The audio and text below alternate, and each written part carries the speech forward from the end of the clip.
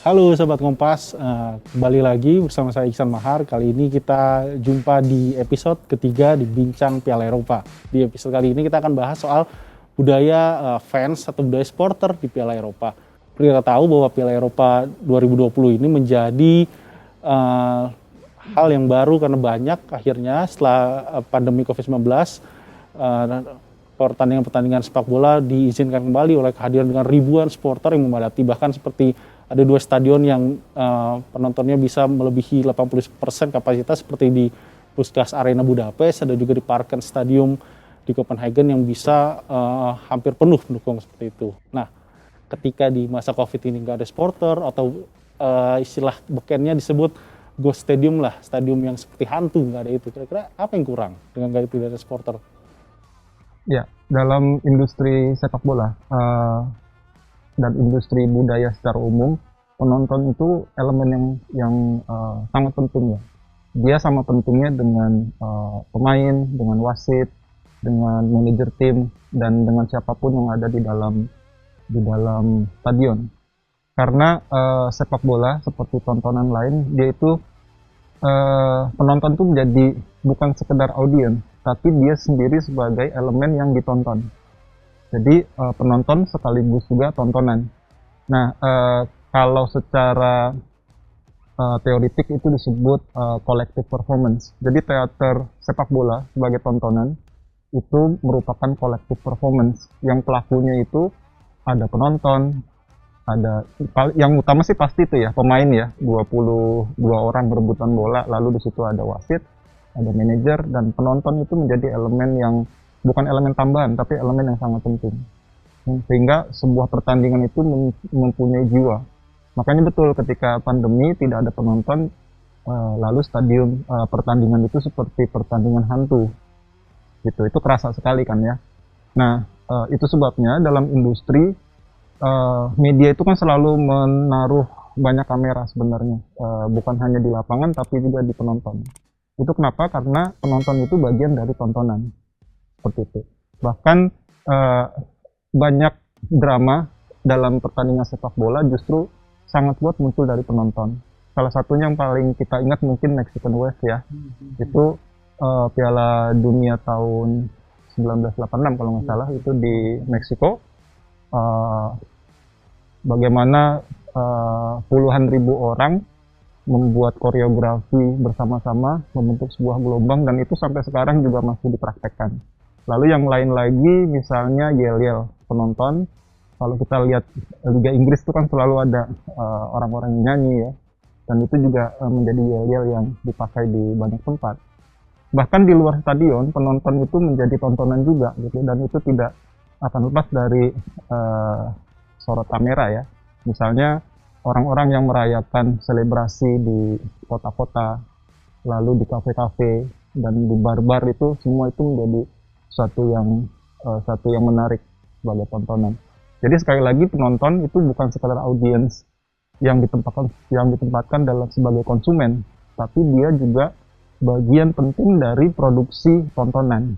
Nah, kalau gitu bisa kita juga kan melihat nih UEFA atau Asosiasi Federasi Sepak Bola Uni Eropa ini kan bisa dibilang Bung Beswe sangat ngotot nih awalnya. Dia cari 11 negara di Piala Eropa ini yang benar-benar bisa mengizinkan ada supporter datang. Nah, kalau Bung Beswe sendiri melihat apa sih makna kehadiran supporter lagi di Piala Eropa ini? Ya, kita lihat sebelum Piala Eropa kita lihat banyak pertandingan ya, termasuk prakualifikasi untuk Piala Dunia, lalu pertandingan klub di mana penonton tidak ada, dan penonton digantikan kehadirannya dengan gambar-gambar ya, biasanya dengan gambar-gambar orang tuh ditaruh di stadion kan, di bangku-bangku, lalu di suara penonton itu digantikan dengan back sound, tapi itu semua artifisial gitu. Kehadiran penonton yang kadang-kadang dia bisa interaktif, memberikan drama yang tidak terduga. Kalau misalnya yang artifisial kan sudah bisa diduga lah, nanti kalau gol ada tepuk tangan gitu kan, itu sama dengan kita nonton acara televisi yang penontonnya nggak ada sebenarnya di studio, tapi back soundnya kedengeran gitu. Ya kita bisa merasakan hasilnya nggak akan mendekati, jangankan menyamai ya, mendekati suasana sepak bola dengan penonton itu tidak bisa gitu. Nah, di tengah pandemi ini memang ada risiko ya mengumpulkan orang sebanyak itu. Tapi dalam hal tontonan, dia menghadirkan sesuatu yang sangat berbeda. Yang ya namanya sepak bola seperti itu gitu, ada dramanya gitu. Dalam Piala Eropa aja ini kan kita lihat drama yang muncul dari penonton ya, yang sebenarnya itu berulang, sudah biasa gitu. Ada penonton tiba-tiba masuk ke lapangan gitu ya, ke lapangan lari gitu, lalu dikejar-kejar sama petugas keamanan. Itu drama yang klasik, tapi itu yang seringkali ditunggu oleh penonton, khususnya penonton yang menonton dari televisi. Lalu kemarin juga waktu Erikson jatuh ya, itu kan kita lihat yang di shoot itu gambarnya tidak hanya Erikson, tapi bagaimana simpati penonton atau ekspresi penonton itu di shoot oleh kamera untuk menunjukkan bahwa suasana hati yang kira-kira yang waktu ada di stadion ya. Nah, jadi penonton itu menghadirkan drama tersendiri. Nah, menarik juga. Sebenarnya sebelum kita jauh bicara sekarang kan sepak bola udah jadi industri. Supporter dan kaitannya gimana sih sebenarnya sejarah supporter ini hingga akhirnya bisa dikatakan bisa jadi bagian dari industri sepak bola itu sendiri. Ya, supporter itu dalam arti luas sebenarnya kan dia penonton sepak bola atau penikmat sepak bola, kita sebut audiens lah ya, audiens atau penonton. Penonton itu bisa kita bagi-bagi lagi tuh, ada supporter, ada follower, ada fans. Nah mungkin yang paling intensitasnya paling kental dalam mengikuti dan memikirkan sebuah klub gitu, ikut memikirkan klub bola ataupun timnas suatu negara yaitu fans. Nah kalau bedanya fans, kalau sekarang banyak orang bilang bahwa supporter nih, satu supporter itu lagi fans seperti itu. Ada nggak sih bedanya? Ya, kalau supporter itu kan penonton biasa ya, pengikut penggemar lah ya, supporter atau pendukung. Itu intensitas dia untuk mengikuti tim itu tidak terlalu intens seperti fans. Kalau fans itu kan dia loyal ya, dan dia udah mengidentifikasikan dirinya sebagai bagian dari kelompok besar yang terikat, bukan terikat ya, yang menegaskan dirinya bagian dari sebuah kelompok pendukung timnas ataupun klub. Artinya si fans ini intensitasnya lebih kuat, dan dia akan ngikutin terus tuh cerita tentang idola-idolanya di sepak bola itu. Bukan cuma itu, pada akhirnya dia memikirkan juga gitu, memikirkan sepak bola. Makanya banyak kan kalau fans itu kadang-kadang ini ya menggalang dana gitu ya untuk klub gitu, membeli tiket itu karena kecintaannya dia, merchandise yang asli, karena kecintaan dia terhadap klub, sehingga dia pengen klubnya tetap terus berjaya. Makanya kan kalau di kalangan fans kadang-kadang kita bingung juga, nih orang fans tapi sangat mengerti, sangat detail gitu. Bahkan misalnya dia sehari olahraga berapa kali dia tahu gitu, dia ikutin gitu. Dan dalam perbincangannya, dalam diskusi-diskusi kadang-kadang si fans ini juga memikirkan ide-ide baru. Jadi fans ini penting gitu, nggak bisa hanya kita lihat hanya sebagai dari kacamata fanatismenya ya.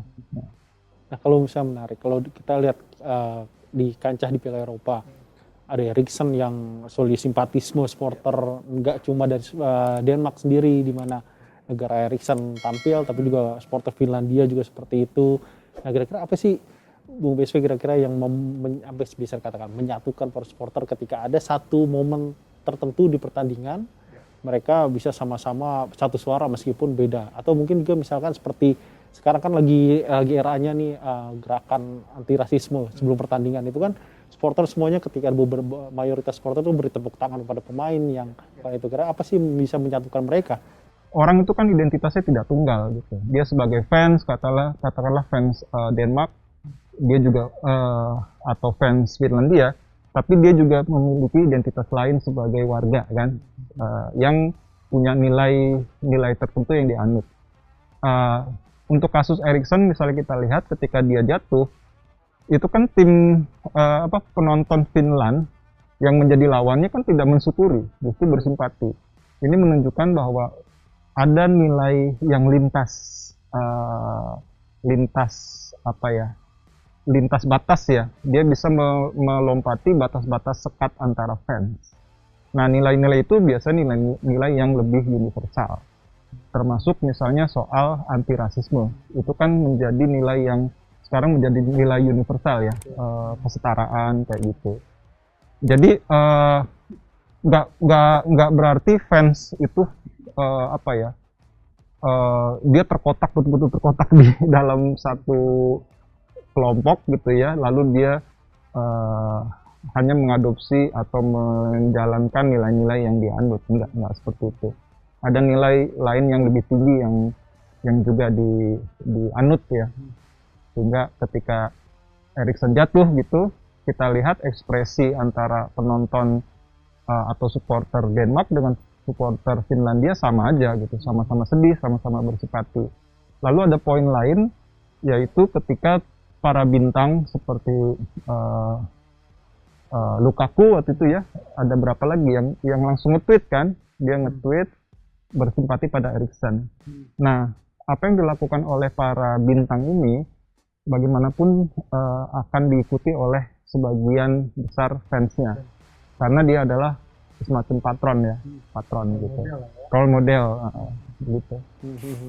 Nah, BSP kalau misalkan misalkan kita bahas soal di Eropa sana, Denmark pendukungnya dari warga negara Denmark sebenarnya, atau orang-orang yang punya keterkaitan lah secara langsung dengan Denmark. Tapi kan menarik nih, 2 hari yang lalu Twitter Ons Orange itu federasi sepak bolanya Belanda itu kan nge-tweet gambar di kalau nggak salah di Manado di Indonesia tuh, yang mereka pawai dengan bendera Belanda dan itu mereka nah itu kira-kira bisa melampaui batas-batas sekat-sekat negara seperti itu, dan juga bisa dikatakan sama berat, sama juga mereka saking cintanya sama timnas Belanda sama dengan warga negara Belanda sendiri. Itu sebenarnya hal itu bagaimana bisa terjadi? Iya, ini kan kita harus lihat bahwa sepak bola awalnya kan sebagai permainan rakyat ya, lalu dia bertransformasi sebagai industri. Itu sebenarnya bertepatan atau tidak jauh dari proses mass culture, industrialisasi termasuk di industri budaya gitu. Dan elemen yang sangat penting dari industri budaya adalah media. Nah, media ini terutama televisi, dan itu disebarkan, ditonton serentak secara global. Nah, kemudahan inilah yang membuat orang, walaupun tinggalnya katakanlah di Manado atau di Bojong Kenyot atau yang satu lagi di Afrika, dia tuh sebenarnya mengkonsumsi hal yang sama, ya. Dan dari situ dia bisa mengikuti klub atau idola yang sama. Dan ketika mereka menautkan dirinya sebagai fans dari seorang idola atau klub, itu kan ada kesamaan nilai, ada kesamaan kesenangan gitu. Dan ini terjadi secara global. Artinya apa? Artinya fans itu sebenarnya identitasnya itu identitas imajiner. Nah, kalau terkait soal ini kan ada batas imajiner, seperti itu sesuatu yang abstrak lah ketika satu orang mencintai sebuah klub. Tapi kira-kira ada nggak sih, Bung BSW, istilahnya yang membuat seseorang itu bisa bisa digunakan lah yang digunakan sebagai trigger untuk dia mencintai sebuah klub atau sebuah timnas, kira-kira ada nggak? Nah, itu dia. Sekarang di zaman industri ini kan menjadi fans itu menjadi lebih mudah ya, karena misalnya klub-klub juga bikin pendaftaran fans klub itu di seluruh dunia gitu. Betul. Kalau dulu yang tadi saya ceritakan ya, proses menjadi fans itu mengidentifikasikan dirinya itu mungkin agak lama ya. Tanya dulu orang tua referensinya apa, tanya teman, ternyata keren juga gitu. Terus lihat di TV. Menjadi fans sekarang menjadi lebih mudah karena juga klub-klub itu butuh fans, karena dia tidak hanya butuh penonton. Kalau audiens itu kan ya udah beli tiket selesai ya. Tapi kalau fans ini ada engagement. Si fans ini akan tidak hanya mengkonsumsi informasi, tapi dia akan bikin informasi. Misalnya habis nonton gitu, dia akan cerita di medsos. Artinya kan itu informasi dari klub atau nilai-nilai klub itu direproduksi terus. Nah, itu dia sekarang fans sekarang itu dia konsumen sekaligus produsen. Itu yang strategis bagi sebuah klub ya. Selain misalnya ada keuntungan-keuntungan ekonomi pasti ya. Misalnya jersey-nya akan dibeli, cenderamata-nya juga punya pasar itu sendiri. Fans ini anggaplah dia captive market lah ya, market yang sudah pasti. Makanya kayak klub Korea gitu ya, ada pemain Indonesia siapa Asnawi, Asnawi ya, Lampu Alam, itu kan langsung lonjak tuh di followersnya. medsosnya. Mungkin sebagai apa ya, melonjak itu karena follower si Asnawi itu ikut. Tapi kan dia pasar potensial nih untuk suatu ketika bisa ditawarin jersey-nya dan cenderamata lainnya dari klubnya Asnawi.